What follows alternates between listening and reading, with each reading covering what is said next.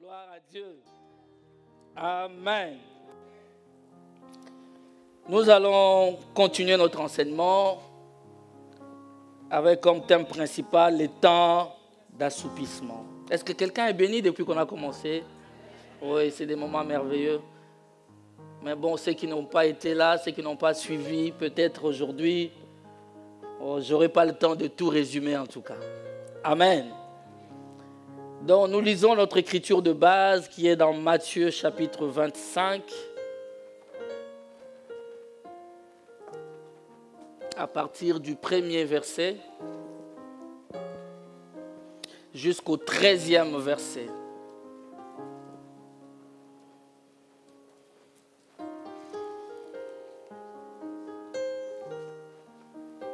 La Bible dit, alors le royaume des cieux sera semblable à 10 vierges qui, ayant pris leurs lampes, allèrent à la rencontre de l'époux. 5 d'entre elles étaient folles et 5 sages. Les folles, en prenant leurs lampes, ne prirent point d'huile avec elles, mais les sages prirent avec leurs lampes de l'huile dans des vases. Comme l'époux tardait, dis avec moi tardait. Il faut bien garder ça à l'esprit. Toutes s'assoupirent et au milieu de la nuit, on cria, voici, allez à sa maison. Alors toutes ces vierges se réveillèrent et préparèrent leurs lampes. Les folles dirent aux sages, donnez-nous de votre huile car notre lampe s'éteint. Les sages répondirent, non, il n'y en aurait pas assez pour nous et pour vous. Allez plutôt chez ceux qui en vendent et achetez-en pour vous. Pendant qu'elles allaient en acheter, l'époux arriva. Celles qui étaient prêtes entrèrent avec lui dans la salle de noces et la porte fut fermée. Plus tard, les autres vierges vinrent et dirent, Seigneur, Seigneur, ouvre-nous. Mais il répondit, je vous l'ai dit en vérité, je ne vous connais. Veillez donc, puisque vous ne savez ni les jours. Donnez-moi un amen. Nous pouvons nous asseoir. Depuis le début de cet enseignement, nous avons parlé du temps. Nous avons dit qu'il y a quelqu'un qui a commencé les temps. On ne peut commencer quelque chose que si on n'est pas dans la chose. On vient, on commence la chose. Amen. Dieu, la Bible dit dans le livre de Genèse, au commencement, Dieu. Le commencement, c'est le début du temps. Amen. Il a commencé et cette phrase doit rester dans notre esprit. La Bible, comme je l'ai résumé ainsi, Dieu est rentré dans le temps en accomplissant certaines choses jusqu'au 7e jour. Le 8e jour, qu'est-ce qu'il fait? Il sort du temps tout en gardant le contrôle du temps. Amen. Toi et moi, nous n'avons pas contrôle du temps. Et on a parlé de Chronos et de Kairos, on a expliqué cela. Et on a vu aussi que l'assoupissement, c'est le voisin du sommeil. C'est un sommeil léger. On a expliqué ça le dimanche passé. Amen. On avait parlé aussi de la parabole, n'est-ce pas? C'est que c'était qu'une parabole, on avait donné l'explication. C'était une illustration symbolique, allégorique de quelque chose qu'on veut expliquer. La parabole ne reflètera jamais vraiment la réalité. Mais à travers la parabole, on saisit ce que l'homme voulait dire. Et je vous ai toujours dit, il y a ce qu'on dit et il y a ce qu'on a voulu. Voilà pourquoi la Bible pouvait nous dire que la lettre tue, mais c'est l'esprit qui vivifie. Parce que dans ce qu'on dit, on peut avoir 1001 interprétations d'une seule phrase. Mais celui qui a sorti la phrase, il sait ce qu'il a voulu dire. Amen. Raison pour laquelle dans cette Bible, ce sont des écrits saints. Si nous la prenons à la lettre, nous passons à côté. Derrière la lettre, il y a l'esprit de ce que la personne a voulu dire. Amen. Alléluia. Nous allons voir que ça fait partie des éléments qui qui fait en sorte que l'Église aujourd'hui est dans l'assoupissement. L'Église aujourd'hui est en train de dormir. Et l'Église sera surprise. Alléluia. Amen. Nous avons vu que le chapitre 25 que nous venons de lire, normalement c'est la suite du chapitre 24 de Matthieu, où le Seigneur était en train d'expliquer au peuple, ou plutôt les apôtres lui ont posé 3 questions, n'est-ce pas? Qui était là le dimanche passé? Qui était là le dimanche passé? Je ne vais pas vous poser des questions, ne vous inquiétez pas. Je ne vais pas poser la question. Alléluia. C'est dans Matthieu 24, du 1er au 3e verset, j'avais dit, la Bible dit, comme Jésus s'en allait au sortir du temple, ses disciples s'approchèrent pour lui en faire remarquer les constructions. Mais il leur dit, voyez-vous tout cela? Je vous le dis en vérité, il ne restera pas ici pierre sur pierre qui ne soit renversé. Le verset 3. Il s'assit sur la montagne des Oliviers et les disciples vinrent en particulier lui faire cette question. Dites-nous quand cela arrivera-t-il? Ils lui ont posé la question, Seigneur, dites-nous, quand est-ce qu'il ne restera plus pierre sur pierre ici à Jérusalem? Quand est-ce que ce temple sera détruit? Ça, c'est la première question. Dites-nous quand cela arrivera-t-il? Et puis, ils lui ont dit, et quel sera le signe de ton avènement? Ça, c'est la 3e question. La 2e question plutôt. Et la 3e question est le signe aussi de la fin du monde. Mais comme je vous ai dit, un bon chrétien n'attend pas la fin. Il attend le retour du Seigneur pour être enlevé. Amen. Si nous voulons voir les signes de la fin du monde, si nous voulons rentrer dedans, c'est pour dire aux gens, sortez vite parce que l'époux arrive. Mais normalement, c'est lui qui attend le retour du Seigneur. Il sait que la fin du monde n'est pas son problème. Il n'est pas... En fait, il ne sera plus sur la terre. Parce que l'enlèvement aurait déjà eu lieu. Il serait déjà dans la fête des noces. Amen. Et je vous ai dit que la première question ici, dites-nous quand Jérusalem sera détruite, on a vu ça. Ça, l'histoire même l'atteste. Que 70 ans seulement après le départ de Jésus, le général Titus, le Romain, est entré à Jérusalem et il a détruit le temple. Il a tué tout le monde. Donc cette promesse s'est déjà accomplie. 70 à 70 ans seulement après, comme dirait un bon Belge. 70 ans après. Cette parole s'était accomplie. Maintenant, concernant le retour du Seigneur, où il viendra prendre son épouse, nous constatons que quand nous lisons dans Luc chapitre 17, nous lisons dans beaucoup d'écritures où Jésus parle de son retour. Vous êtes là? Il leur dit, parce qu'ils ont posé beaucoup de questions, j'aime les disciples bien-aimés.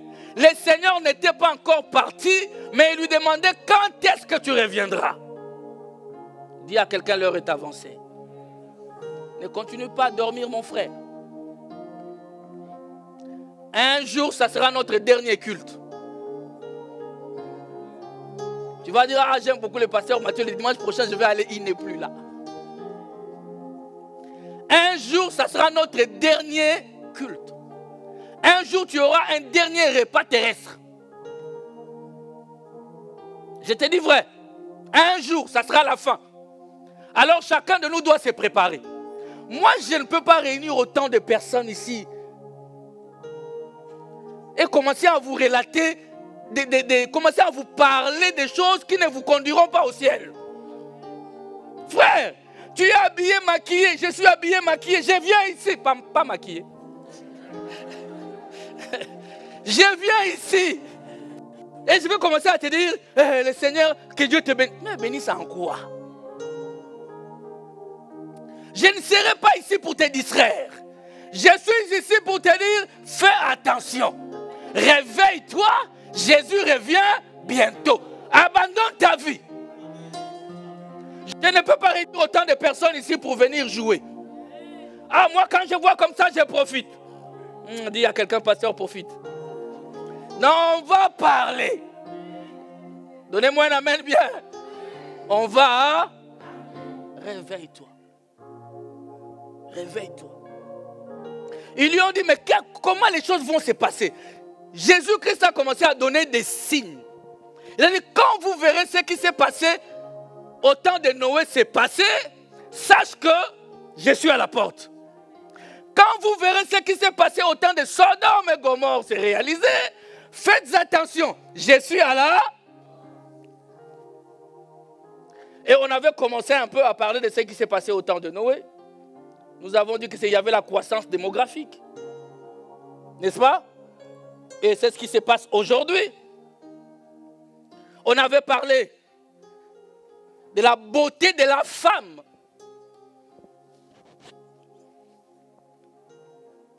Amen. Donc, au temps de Noé, on a dit que les femmes sont devenues de plus en plus belles. Et quand la femme devient de plus en plus belle, ça affaiblit l'homme. Oh.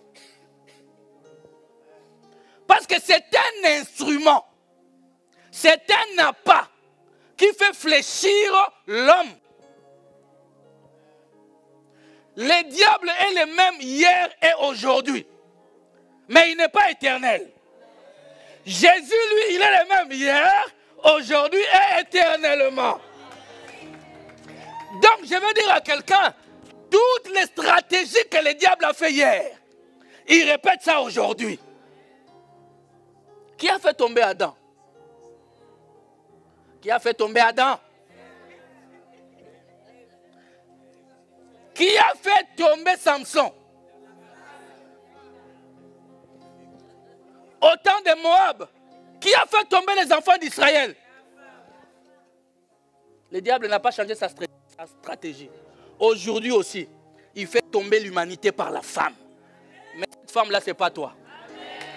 Ah, qu'une sœur me dit, ce n'est pas moi. Moi, je ne suis pas Delilah. Non, non, non, non, non, ce n'est pas toi. Toi, tu es comme Rahab. Toi, tu vas sauver des milliers pour qu'ils aillent à Canaan. Ah, qu'une sœur me donne un amen bien. J'ai dit, une sœur remplie de l'esprit me donne bien un amen. Oui, toi, tu es comme des Rebecca. Ah, tu es comme Marie. Tu portes la sémence originelle du ciel. Tu manifestes Jésus au monde. Tu n'es pas comme Delilah.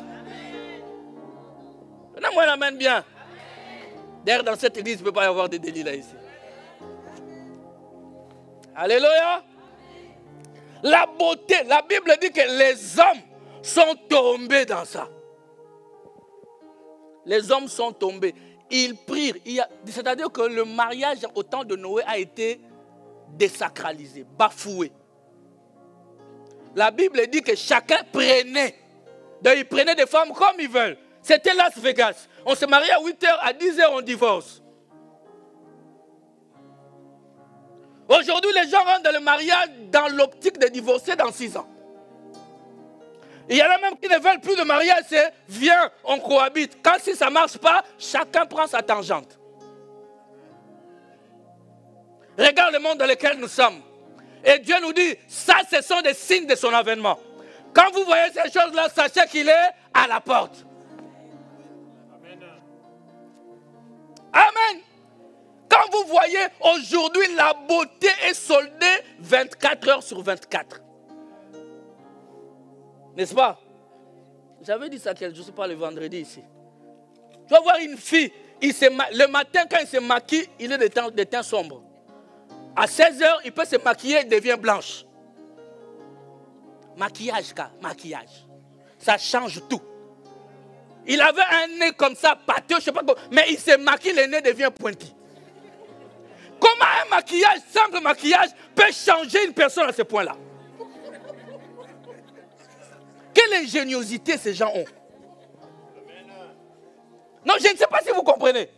C'est diabolique ces choses. C'est pour piéger les gens. La même personne. Écoutez bien. On est ici. Moi, je dis ces choses, je me décharge. Pour que le Seigneur ne me dise pas, oh non, tu n'avais pas dit. Mes amis, une femme peut porter un pantalon normal, elle est normale. Elle porte un autre pantalon, elle devient compliquée. Donc, il y a un pantalon qui sort les formes d'une personne et il y a un autre pantalon qui est normal. Dites-moi, comment est-ce que juste un pantalon? Mais je ne sais pas si vous réfléchissez. Juste un pantalon. Et sort avec un pantalon comme ça. Un autre pantalon normal. Un autre pantalon, waouh. Et les gens commencent à dire sexy. Comme je dis et je le répéterai, sexy n'est pas un compliment.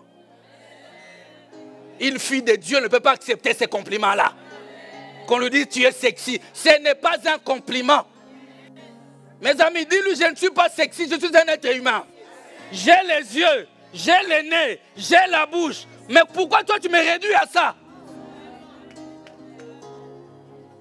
Ce qui est dommage, c'est qu'il y a même des hommes qui acceptent des compliments sexy. Un homme dit t'es sexy, donc il dit merci. Ça commence comment? Ça commence comment? Ça commence comment, mes amis?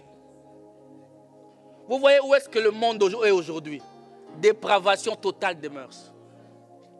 Il n'y a aucun respect. Rien du tout. Et le monde est en train de partir. Le monde est en train d'être détruit. Et nous savons que Jésus revient bientôt. Ce qui s'est passé au temps de Noé se passera encore aujourd'hui. Alléluia. Alors en ce temps-là, Dieu s'est choisi Noé. Noé a commencé à parler. Il dit faites attention, la pluie va tomber. Le Seigneur va détruire ce monde par l'inondation. Le déluge vient. Amen. Vous savez mes amis, ils écoutaient Noé. Ils entendaient Noé mais ils n'écoutaient pas Noé. Alléluia. Noé était en train de construire une arche. On construit un bateau près de la mer, près des eaux. Mais Noé a construit son bateau sur une montagne. C'était un homme qui croyait en ce que Dieu lui avait dit. Vous savez que l'eau va monter jusqu'à toucher les montagnes. Et puis c'était en même temps un témoignage pour ses contemporains. Parce que c'était tellement sur la montagne que personne ne pouvait dire que je n'ai pas vu. C'est comme toi, tu ne diras pas non, je n'ai pas entendu. Dieu va rebobiner cette image ici. Tu as entendu. Fuis le monde. Viens vite à Christ. Amen. Noé a construit. Et un jour, la pluie est tombée. Amen, bien-aimé. J'ai dit à quelqu'un, un jour, l'enlèvement aura lieu. Un jour, le Seigneur viendra. La pluie a commencé à tomber. Pendant que, quand Noé a tout fini, Dieu lui dit, entre dans l'arche. Il entre dans l'arche, lui, ses fils, ses belles-filles et sa femme. Ils étaient à 8 dedans. Avec les animaux 2 à 2. Amen. Ils sont rentrés là-dedans. La Bible dit, quand la pluie a commencé à tomber, les gens maintenant devaient faire un effort. Ah, j'aime quand le Seigneur me donne des trucs comme ça. Écoutez. Noé et sa famille étaient déjà dans... Et ils ont fait l'effort avant la pluie. Ils ont construit avant la pluie. Ils étaient en train de couper les bois, de travailler. Ils étaient en train de travailler. Ils ont construit quelque chose dans lequel ils sont allés s'abriter. Vous êtes avec moi? C'est là maintenant qu'il faut travailler. Et à un moment donné, quand la pluie a commencé, Noé était déjà dans l'arche. L'époux était déjà avec son épouse. Déjà dedans en communion. Ils étaient en train de communier déjà. Pendant ce temps, maintenant quand les tribulations ont commencé, aïe aïe aïe, quand la pluie a commencé à tomber, ces gens-là devaient faire d'eux-mêmes l'effort de gravir la montagne. Je parle à quelqu'un ici. Hein? Ils devaient monter en courant. Parce que sinon la pluie allait les rattraper. pour aller frapper là-bas. Noé a construit, mais ce n'est pas lui qui a mis la serrure.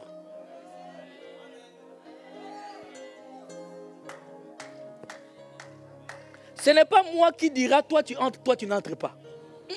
Moi je lance la semence. Mais il y a les maîtres de moisson. Les maîtres de la moisson, lui, lui il viendra, tu vas dire, hé! Et puis sans révélation, comme je vais le dire tout à l'heure, sans révélation. Ils sont en train de dire, Noé, Noé, Noé dit, hé! Ne m'appelez pas, j'ai un patron. J'ai un époux. Son nom, c'est Jésus. Lui, il dit, je crois que Noé, il était quelqu'un de bon, il est venu ouvrir. Il dit, ah, c'est moi qui ai fait la porte. Il dit, oh. My God. Noé dit, la porte est fermée de l'extérieur. Allez lire. Noé dit, je sais que c'est la voix de ma tante. C'était la voix de tante. Tu connais, non? C'est moi ton oncle. Ici, l'histoire de l'oncle, c'est fini. Noé, tu te souviens, je t'avais fait un crédit, c'est moi le banquier. Noé, tu ne rentres pas. Noé lui dit, je veux bien. Mais la clé, la porte est fermée, non pas de l'intérieur, mais de l'extérieur. Moi, j'avais juste tiré. Quelqu'un dehors a verrouillé. Alléluia. Alléluia, frère. Entrez avant. Venez dans Jésus-Christ maintenant. Ne fais pas semblant d'être un pied dedans, un pied dehors. J'ai dit à quelqu'un, sois chrétien.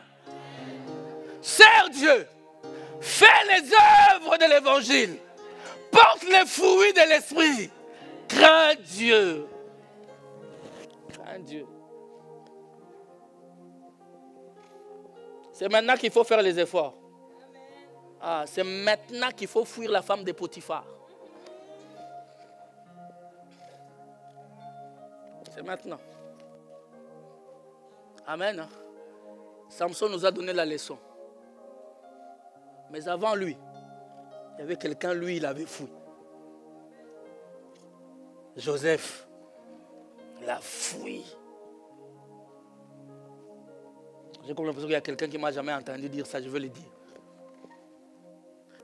Mes amis, la Bible dit fouiller. Je parle à quelqu'un?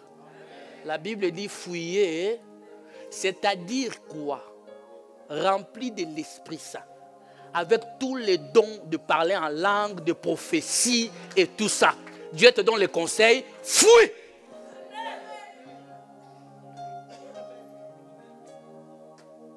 Personne n'est costaud face à ça. Même si tu es rempli du Saint, le Saint-Esprit lui-même te conseille de fouiller. À travers sa parole, il dit, on ne côtoie pas ça. J'ai dit le vendredi ici, il n'y a pas de place à cette cohabitation-là. Ne te frotte pas à ça. Parce que tu n'es pas fort. Avant toi, ils sont tombés. Avant toi, ils sont tombés. Et surtout aujourd'hui, là, elles sont toutes belles. Mon frère, tu vas tomber. Je n'irai pas par quatre. Non, je te dis la vérité. Toi qui es là, mon frère, tu as une en cachette là. Avec qui tu parles jusqu'à 23h. Je t'informe, ce n'est pas une prophétie. C'est une certitude. Tu vas tomber.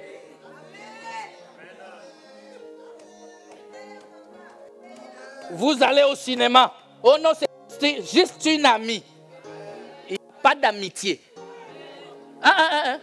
La chair ne connaît pas ça. Je vous ai dit, moi je suis biblique.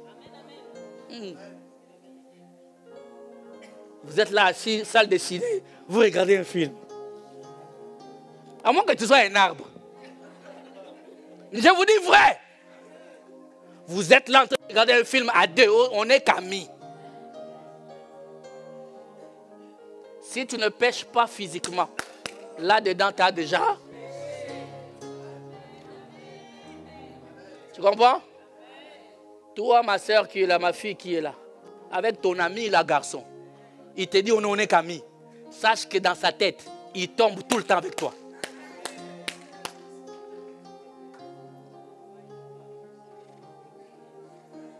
Je ferme la parenthèse. C'est pourquoi j'ai dit mariez-vous. J'ai dit quoi? Si tu n'es pas encore prêt, éloigne-toi de ça. Tu sentiras que tu peux te marier, alors réveille-toi de ton sommeil. Alors la cherche une femme. Si ce n'est pas encore le cas, fouille ça.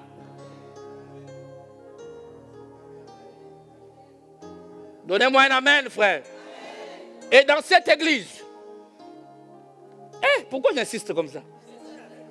Et dans cette église, ma soeur, si un frère vient te voir, pose-lui d'abord la question, est-ce que tu as déjà vu le pasteur? S'il n'a pas encore vu le pasteur, il est aventurier. Ou alors il est en voie de devenir aventurier. Quelqu'un m'a compris? Est-ce que tu m'as compris? Ah. S'il t'aime vraiment, dis-lui alors, ok, mais va le voir.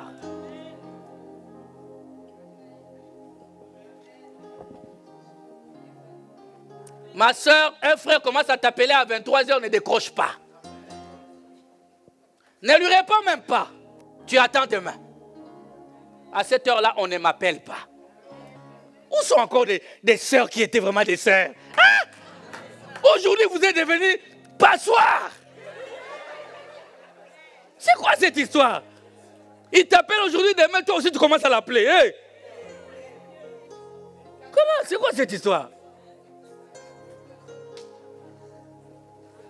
Il t'appelle aujourd'hui, vous parlez, toi aussi, tu commences aussi à l'appeler. Oh, non, tu m'as manqué. Il t'a manqué en quoi? Les frères n'ont encore rien vomi même. Il n'a encore rien vomi de sa bouche, rien. C'est rentré, non? Dis à une sœur, à un jeune côté de toi, dis-lui, c'est rentré. Alléluia. Bien-aimés, écoutez. Donc nous voyons que nous sommes, les signes du temps de Noé sont manifestes. Amen. Et la Bible dit que c'était comme aussi à Sodome et à Gomorrhe. Sodome et Gomorrhe, c'est la ville de l'homosexualité. Ce sont des villes d'homosexualité. Mais aujourd'hui, nous comprenons que ces choses-là sont un signe que Jésus revient bientôt. D'accord? Que le Seigneur les aide à se repentir. Nous n'allons pas tomber dans ça.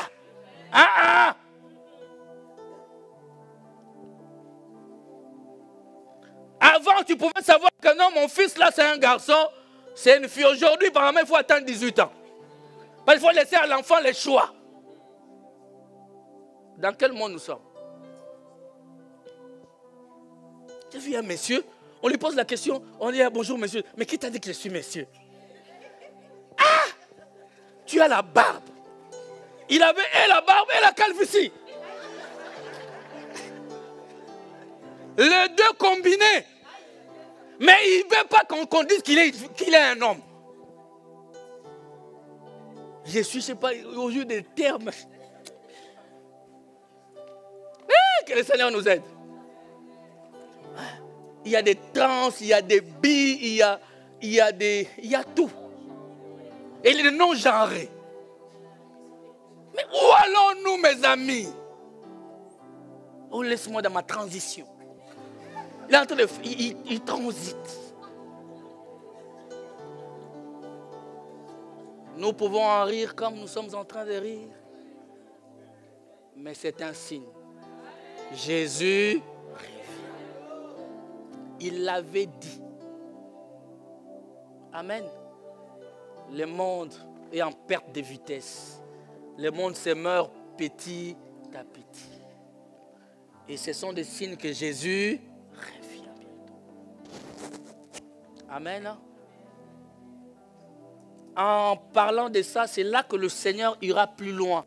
Dans le chapitre 25, où il donne cette parabole. Il donne cette illustration. Amen. Où il leur dit, ben, ça sera comme ça que ça va se passer.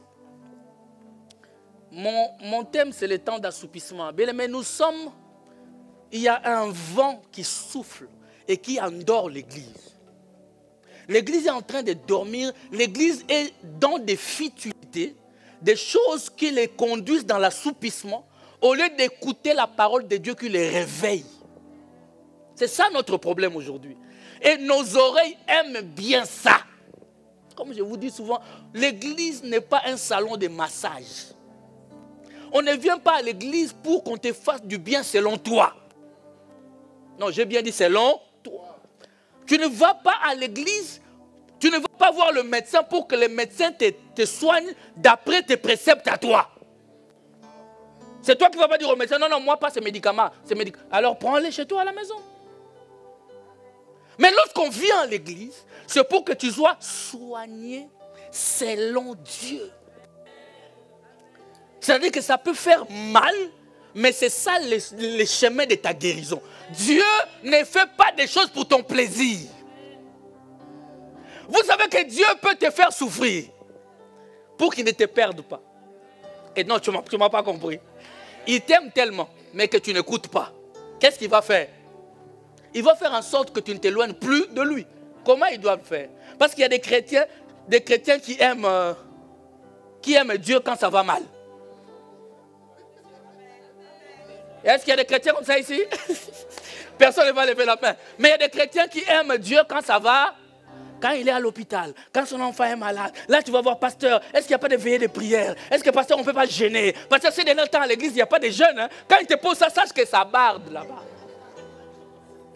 Quand tout va bien, parce que ça va, hein? Il part. Quand ça chauffe, pasteur, c'est le temps praille. Moi, j'aime la prière. Hein? Tu n'aimes pas la prière, ça barde.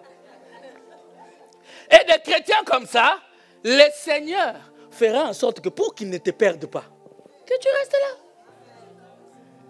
Et toi, la seule manière de te laisser là, c'est que tu souffres.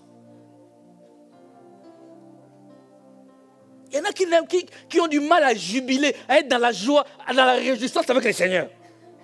Quand tout va bien, il fuit. Il fuit. Quand tu les vois sur le temps la prière, c'est que ça chauffe. Ne soyons pas ce type de chrétiens-là. Alléluia. Le but est que tu restes dans la présence de Dieu.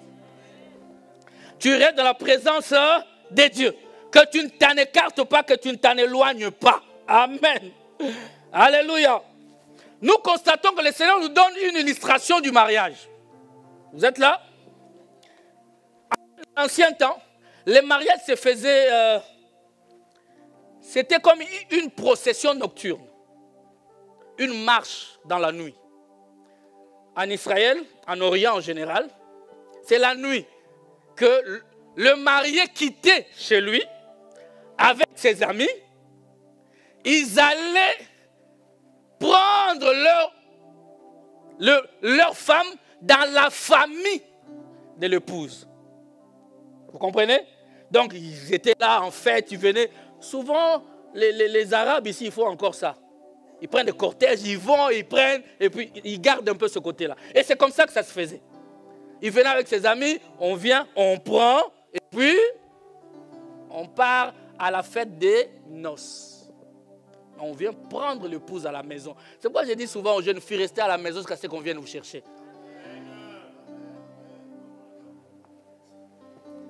À moins que chez toi soit un enfer sur terre.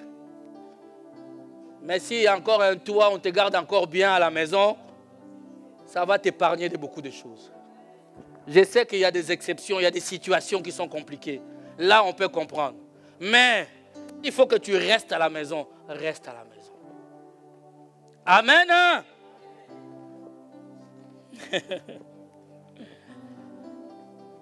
Donc, ils venaient, ils prenaient la femme et ils allaient à la fête de noces. Et comme souvent c'était la nuit, ils avaient des lampes. Amen. C'était certainement des lampes torches en quelque sorte. C'était des lampes de fabrication artisanale. Parce qu'il n'y avait pas encore d'électricité. Et c'était un exemple pareil. Amen. C'était des sortes de chandeliers, une sorte de lampe comme ça. Qui tenaient et ils venaient avec. Donnez-moi un amen. Hein? C'était une sorte de torche, mais ayant certainement un fond. Il y avait un vase comme ça, dans lequel on remplissait l'huile.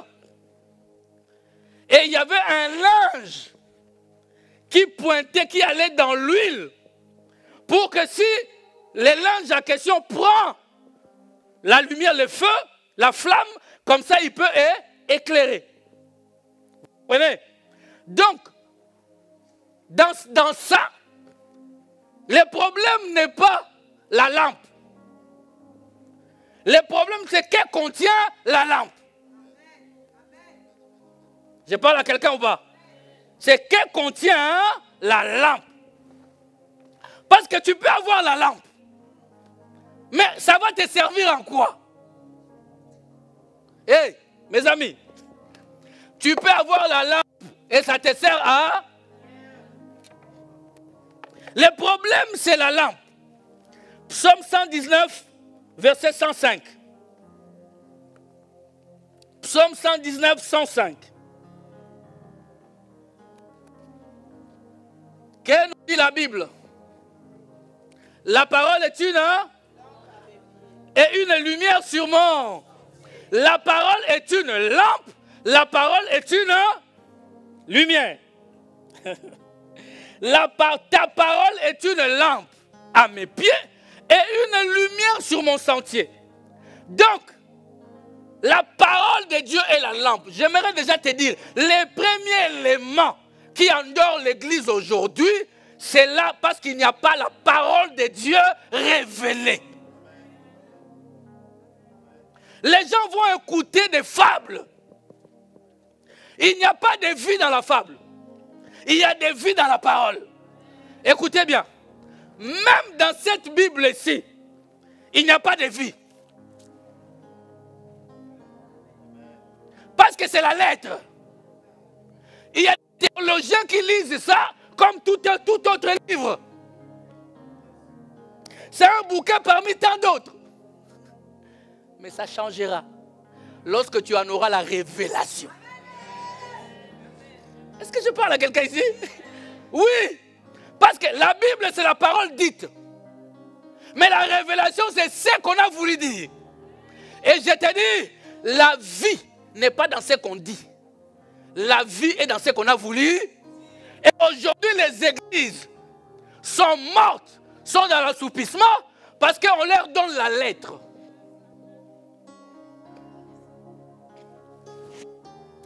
Tous les dimanches, on sait que quand on arrive, à un moment donné, on va se lever. Après, on va faire comme ça. Après, le pasteur va se mettre debout, il va lire. Et puis nous, on va dire Amen. Mais qu'est-ce qu'il a dit? Même Jésus, quand il est rentré dans le temple, il a pris les livres, le rouleau.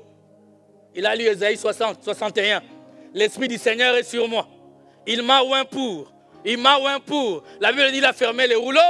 Les gens attendaient et disent, explique-nous. Il leur a dit, cette portion de l'écriture que vous venez d'entendre, c'est accompli. Il a commencé à leur expliquer, frère. Parce que la vie n'est pas dans ce qu'on dit, mais dans ce qu'on a voulu dire. N'allez pas dans une église où on te raconte des histoires. Alléluia. Oh non, on va aller à Siloé. Siloé veut dire quoi? Alléluia. Jésus, un jour, il marchait, il a dit détruisez ces temples. Et en 3 jours, tout le monde était choqué. Ce temple a fait des années de construction.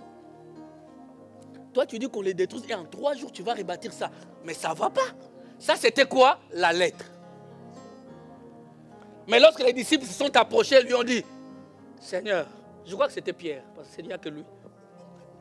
Il a dit, Seigneur, Seigneur, Seigneur, toi aussi tu dis certaines choses, les gens vont croire que tu es fou. Maître, regarde, Rabbi, ce temple a mis du temps, des années, et toi tu dis qu'on les détruise 3 jours après.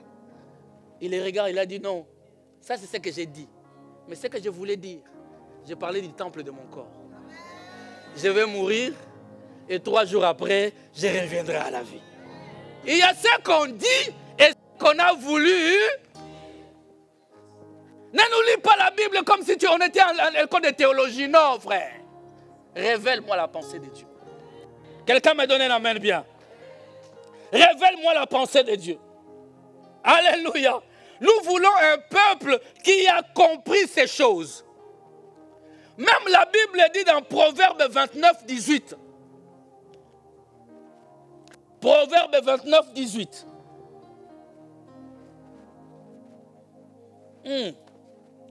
Écoutez, la Bible dit, quand il n'y a pas de révélation, les peuples, heureux s'ils observent la loi. Même moi un peu la version Semeur.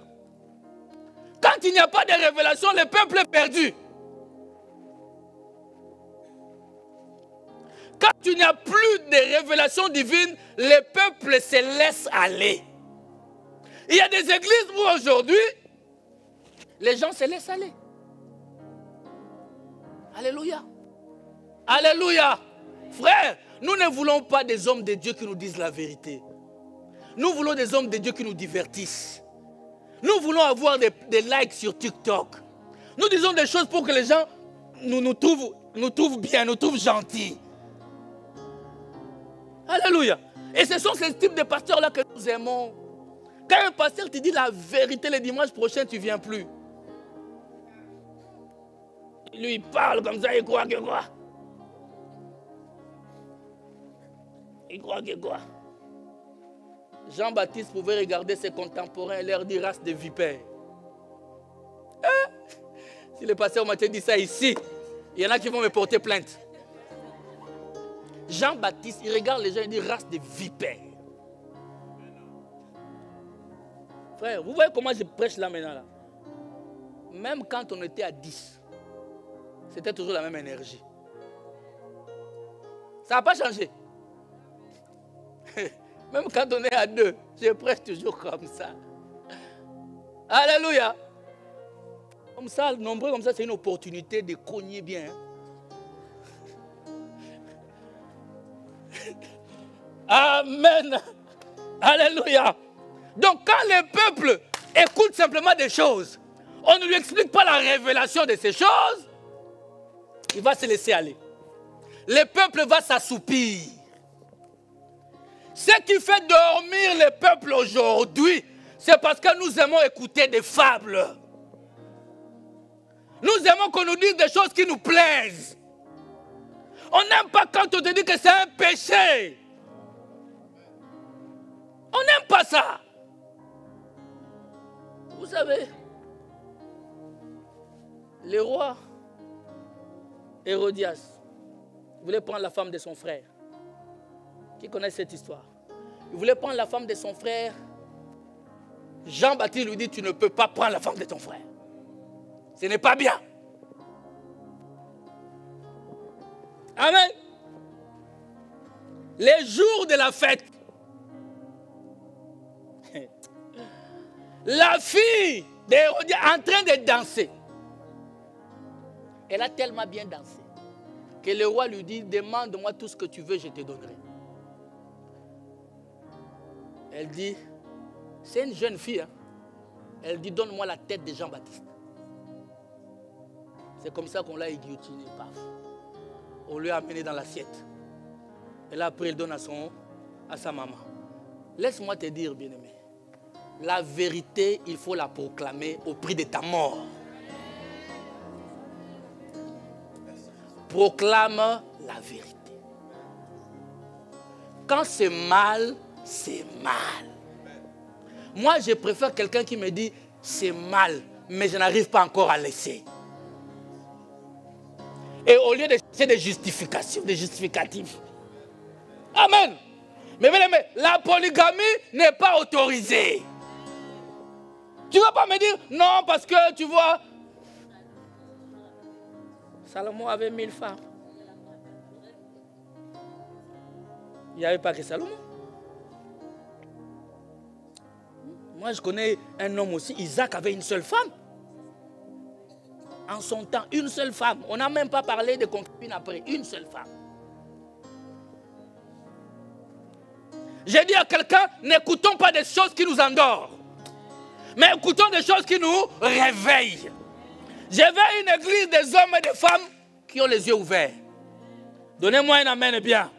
Qui ont les yeux ouverts. Non pas qui dorment. Proverbe chapitre, plutôt psaume 119. Psaume 119, 130. On avait lu psaume 119, 105. Lisons psaume 119, 130. Écoutez ce que la Bible dit. La révélation de tes paroles est claire. Elle donne de l'intelligence aux simples. Quand on découvre tes paroles, c'est la lumière. Les gens sans expérience, ils trouvent le discernement. Alléluia. C'est-à-dire quoi? Là, je veux que tu saisisses. La lampe, comme on avait mis la photo là, cette lampe-là, c'est la parole. Parce qu'on avait vu avec vous, n'est-ce pas? Ta parole est une lampe. La parole de Dieu est une lampe. Mais une lampe sans lumière ne sert à rien. Amen. Une lampe sans lumière, c'est la parole sans révélation. Amen. Et lorsqu'un peuple n'est pas révélé, il se laisse aller. Est-ce que c'est rentré? Il se laisse aller. Alléluia. Nous devons avoir cette lumière en nous. Cette parole lumière en nous. La Bible dit ceci. Lisons cette écriture. Matthieu chapitre 5, le verset 13 à 15. Notez-les. Matthieu 5, 13 à 15. Vous pouvez les noter, on va les lire. Vous êtes le sel de la terre. Donnez-moi un amen. Est-ce que quelqu'un croit qu'il est le sel de la terre? Mais si le sel perd sa saveur, avec quoi la lui rendra-t-on? Il ne sert plus qu'à être jeté et foulé aux pieds par les hommes. Vous êtes la lumière du monde. Amen. Une ville située sur une montagne ne peut être cachée. Donnez-moi un mot amen, frère. Vous êtes la lumière du monde. Une ville située sur une montagne ne peut être cachée. Et on n'allume pas une lampe pour la mettre sous le boisseau, mais on la met sur le chandelier et elle éclaire tous ceux qui sont dans la maison. Les buts pour lesquels la parole est donnée, c'est que cette parole est claire. Mais pour que la parole est claire, il faut qu'il y ait un récipient dans lequel il y a l'huile qui permettra à ce que la tige, alléluia, puisse être touchée par la flamme.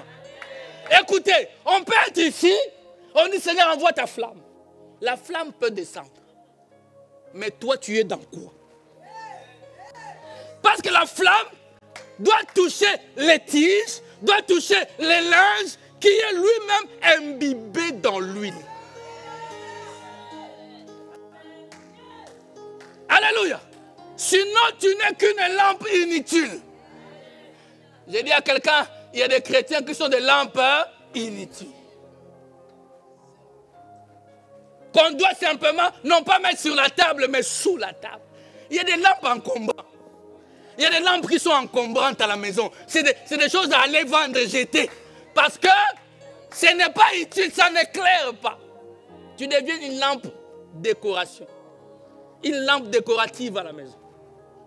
Est-ce que je parle à quelqu'un? Bien, mais sans ça, tu meurs. Je vous ai toujours dit, la Bible dit... Quelqu'un est avec moi ici? La Bible dit, toi et moi, Jésus-Christ est le cep. Nous sommes des sarments. C'est-à-dire Jésus-Christ est les tiges, plutôt la tige du milieu. Il est les troncs d'arbres. Et nous sommes des branches. C'est ça des sarments. Donc il y a les cèpes et les sarments. Écoutez-moi bien, frère. les sarments ne collaborent pas avec les racines.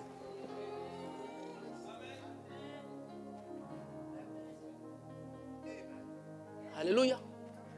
Mais c'est les cèpes qui touchent le fond, qui s'enracinent. Amen. Les cèpes, lui seul, c'est en lui seul. Jésus est le cèpe. C'est seulement en Jésus. Ça, c'est la science botanique. À l'école secondaire. Jésus seul. C'est en lui qu'il y a de l'huile. C'est-à-dire, en botanique, on appelle ça la sève. C'est le liquide qui passe dans le cèpe, dans le tronc d'arbre. Et maintenant, le sarment n'a pas de vie s'il n'est pas attaché au cèpe. Alléluia. Alléluia. Raison pour laquelle l'effort du sarment, c'est de rester toute sa vie attaché au cèpe. Parce que la sève part de la racine, ne fait que monter sur la tige du milieu, sur les cèpes. Il ne va pas là-bas. Lui, il est comme ça. Maintenant, toi, le sarment, tu tires. Alléluia. J'ai dit à quelqu'un, mes amis, nous ne sommes pas une église qui doit dormir. Nous sommes au temps de la fin, Jésus revient. J'ai dit à quelqu'un, réveille-toi de ton sommeil. L'élément qui nous endort en premier, c'est le manque de révélation de la parole dans nos églises. Moi, je ne peux pas me réveiller le matin, venir dans une église, on va commencer à me dire, ah, j'ai vu. T'as vu quoi? Révèle-moi d'abord ce qui a été dit. Frère, c'est le sommeil, on va encore le voir. Les gens dorment, mais nous devons nous réveiller. Ce qui nous réveille, c'est la parole de Dieu révélée.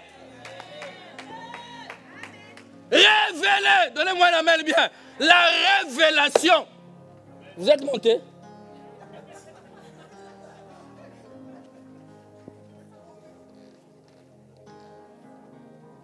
Je suis à 50% de mon message d'aujourd'hui. Mais je veux quand même lire cette écriture. Est-ce qu'on peut se lever? Matthieu chapitre 16. Mettez-moi Matthieu chapitre 16.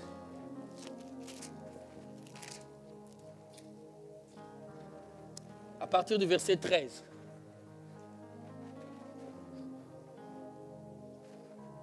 Sinon, on ne va pas terminer cet enseignement. Jésus étant arrivé dans le territoire de Césarée de Philippe, demanda à ses disciples, qui dit-on que je suis moi le Fils de l'homme? Suivons attentivement, on va prier. Ils répondirent, les uns disent que tu es Jean-Baptiste, les autres Élie, les autres Jérémie ou l'un des prophètes. Je vous ai toujours dit, Jésus n'a pas contesté cette réponse. Parce que cette réponse est vraie. Il est la réunion de tous les prophètes. Tous ces prophètes étaient des portions de sa personne. Que quelqu'un me donne un amen bien? Amen. La suite. Et vous, leur dit-il, qui dites-vous que je suis? Il a dit ça, c'est les autres. Mais vous, mon église, qui dites-vous que je suis? Un enfant de Dieu est là. Et vous, qui dites-vous que je suis? Les autres peuvent interpréter. Ils peuvent me considérer comme un prophète. Les musulmans peuvent me considérer. Je peux le comprendre. Mais vous, qui dites-vous que je suis? Toi, aujourd'hui dans cette église, Jésus-Christ est qui pour toi? Verset 16. Simon-Pierre répondit, tu es le Christ, le Fils de Dieu. Tu es le Fils de Dieu. Verset 17. Si on avait le temps. Jésus reprenant la parole, lui dit, j'aime le Seigneur. Tu es heureux. Alléluia. Aucun enfant de Dieu me donne un amen bien. Jésus dit, je suis. Il dit, tu es Simon, fils de... Car ce ne sont pas la chair et le sang qui t'ont révélé, mais c'est mon Père qui est dans les cieux. Écoutez, écoutez mes amis, qu'aucun homme de Dieu ne te dise, je t'ai révélé. Nous parlons. C'est Dieu qui donne la révélation. Raison pour laquelle on est une centaine ici, 120, 130. Vous savez quoi? Quand je parle là ici, il y a mille et une compréhensions ici. Hey, my. Mais là, la révélation te rendra heureux. Un homme révélé, même s'il n'a rien, il est heureux. Parce qu'il sait qui est son Dieu. Alléluia. Ce ne sont pas la chair et le sang, c'est tout ce qui constitue l'homme. L'homme est constitué de la chair et du sang. Et Dieu lui dit, ce n'est pas ça qui t'a révélé. Ce n'est pas la théologie qui te donnera la révélation. Bien maintenant, la révélation descend du ciel. Alléluia. Mais c'est mon Père qui est dans les cieux qui te l'a donné. Écoutez maintenant. Allons-y la suite. Et moi, je te dis que tu es Pierre. Pierre avec un P majuscule. Là, il est en train d'appeler l'homme Pierre. Tu es Pételo. Et que sur cette pierre en petit, en minuscule, tu es Pierre, l'homme, et sur cette pierre. Mais quelle pierre? Parce que là où il n'y avait pas de pierre. Alléluia. Il dit, tu es Pierre. Je sais que tu es Matthieu. Mais sur cette pierre, je bâtirai. Et que les portes du séjour des morts ne prévaudront point contre. Bien-aimé, écoutez-moi. L'église de Dieu n'est pas bâtie sur Jésus prophète. L'église de Dieu n'est pas bâtie sur Pierre. D'ailleurs, il était inconstant. Peut-on bâtir quelque chose de parfait sur quelque chose d'imparfait?